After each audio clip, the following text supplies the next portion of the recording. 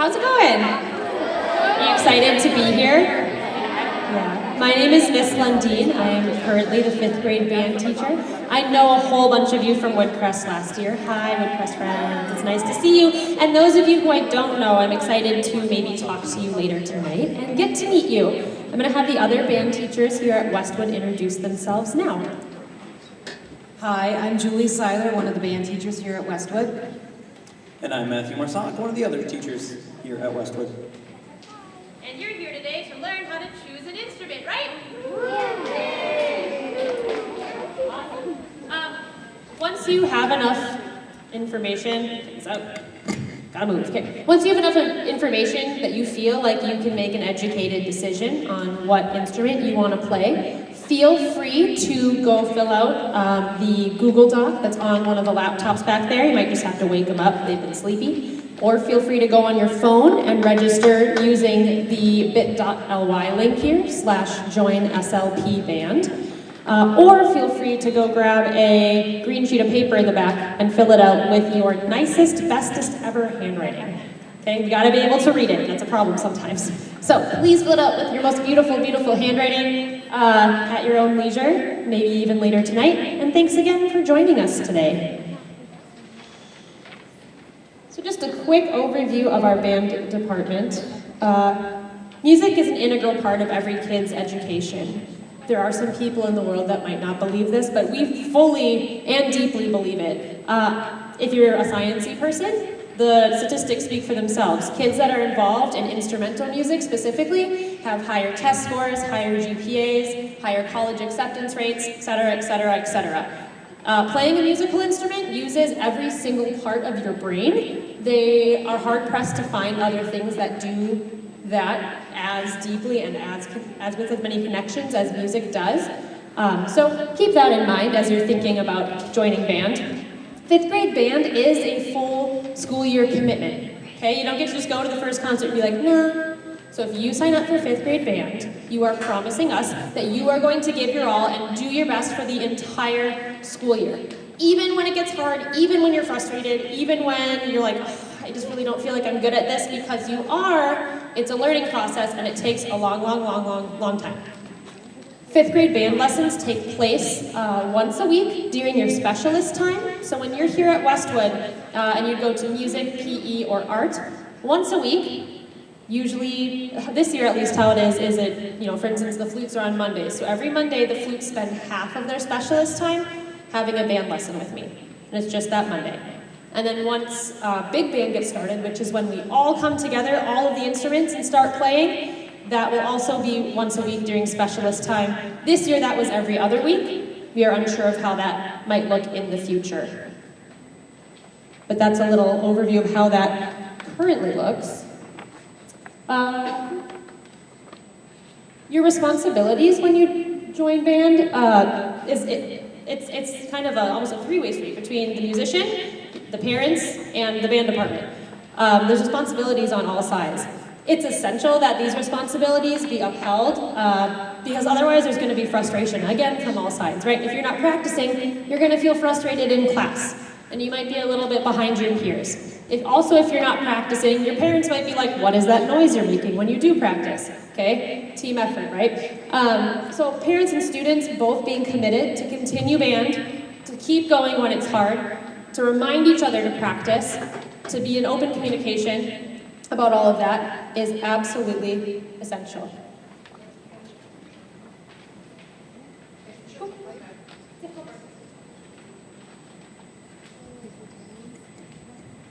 So as Ms. Lundeen said, it's important to have support in the home. We know that people live in places where you can't let her rip and blow loud. Townhomes, apartments. So if that's the case, we do have some practice rooms here at school, and students can practice during the day, during their recess time. They have a couple recesses during the day. They can choose one or both. A lot of kids come down and practice after school, before school, and sometimes during homeroom time as well.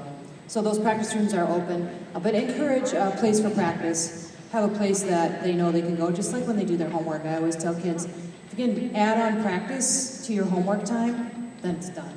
Then you don't have to think about when am I going to practice. It's just part of your natural flow. The bottom one, commit to with your child for a full year. Like Miss Lundeen said, learning to play an instrument, it takes work, and you have to persevere and keep going. And there are going to be some dips and valleys. That's how it is with learning anything new. So keep going, don't quit, don't give up. We'll help you through those transitional hard parts, and it's really a joyous experience once you get to perform.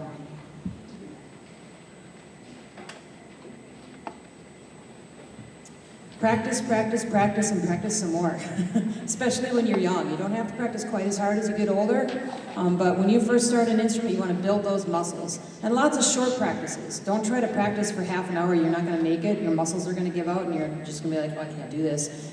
5 minutes, 10 minutes, and then extend it as you build the muscles up. I compare it to a sport. I always say to the kid, would you go to just the games and not do any of the practices? No. Because you have to learn the skills. So practicing is super, super important. Okay, we're going to get into instrument families, all the good stuff here on the tables. We've got woodwinds over by Mr. Marsalik in the purple shirt. And we have brass on this side by me in the red shirt. And percussion by Miss Lundeen in the orange sweater. So flute, oboe, clarinet, saxophones, alto, and tenor, and bassoon are all woodwinds. Brass are trumpet, French horn, trombone, euphonium, also called baritone, and tuba. Tuba doesn't have to be giant size either. We have small tubas for small bodies, and tuba stands. Percussion includes, and we just have a couple things here tonight, we have a practice marimba and a practice pad for snare drum, but it includes many, many, many, many instruments. So if you play percussion, keep in mind that you need to have a good solid piano background because 50% of the percussion section is piano based, meaning the xylophone or the marimba that Miss Lundeen has over there, that's just like a piano. White keys and black keys, they just don't color the same way, but they're identical.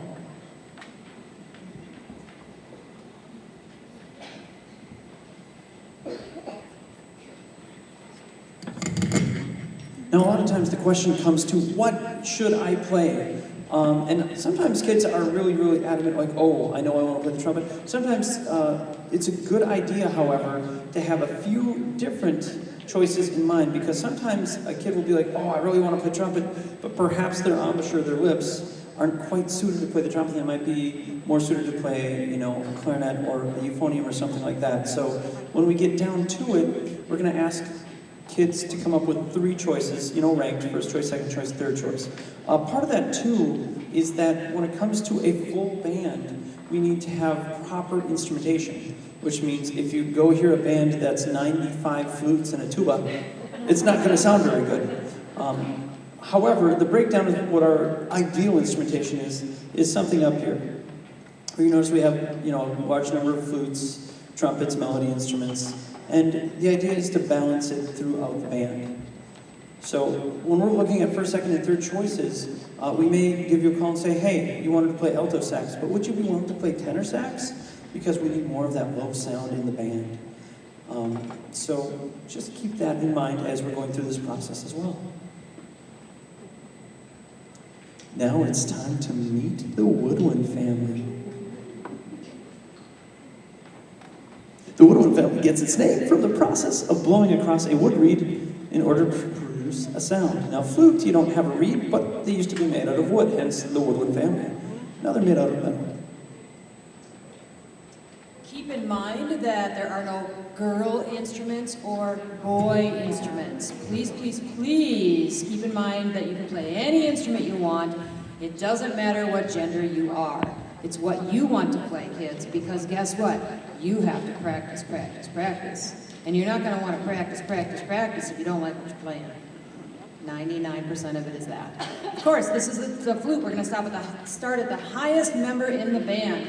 You blow across the hole, you don't blow into the hole. Across the hole like a pop bottle. If you've ever done that, I'm sure many people have tried that out. It's a woodwind. It has a lot of keys. So basically to get the sound, you have finger combinations. You don't do a whole lot of change with your embouchure, which is your mouth muscles, but you do some. So most of it is controlled with the fingers. So a lot of finger dexterity. The flute you can't actually see when you start because your arms are out here and most kids are going like this. It takes a while to get used to the touch or the tactile to know where your fingers go. So that's kind of the steep learning curve when you first start the flute. Sounds like.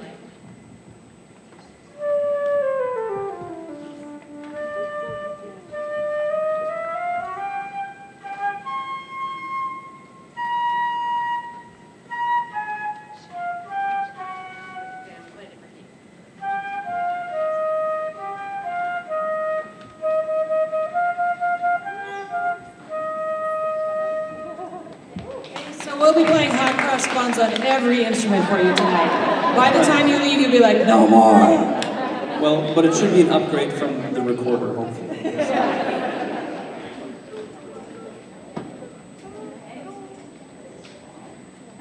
The oboe is one of 2 double reed instruments found in the ensemble. This means that the sound is produced by this little thing. That is it's basically just 2 flat pieces of wood stuck together, carved a little bit specially to make the best sound possible. Reeds generally cost $10 to $12 a piece, and we ask that you have 2 or 3 in working condition at one time, so they can be a bit of an investment, but they do last a little bit of time, around 3 months, if you're using them properly and you're caring for them properly and you're not like jamming it into the ground like this, or hitting it on your stand or whatever. So we do ask that kids who want to sign up for oboe, think about if you have a good ear, meaning you can hear pitch pretty well. You're like, yeah, I'm pretty good when I'm in my general music class during specialist time in 4th grade.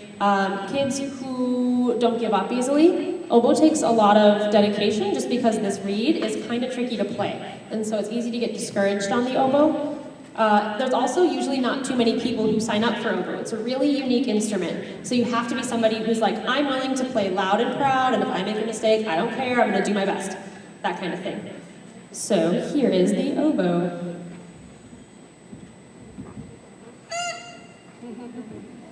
That sell yet?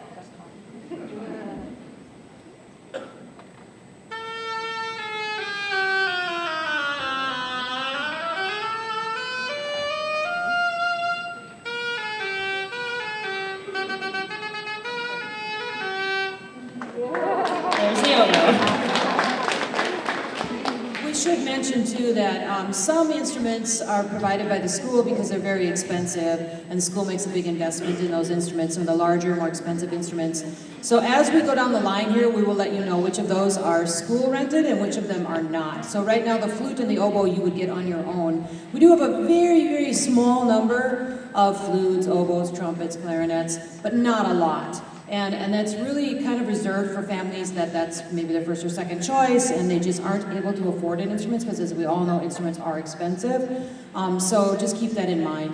Also, when you're shopping on the web, be careful. The web has many, many instruments that are, ooh, I can buy a trumpet for $100.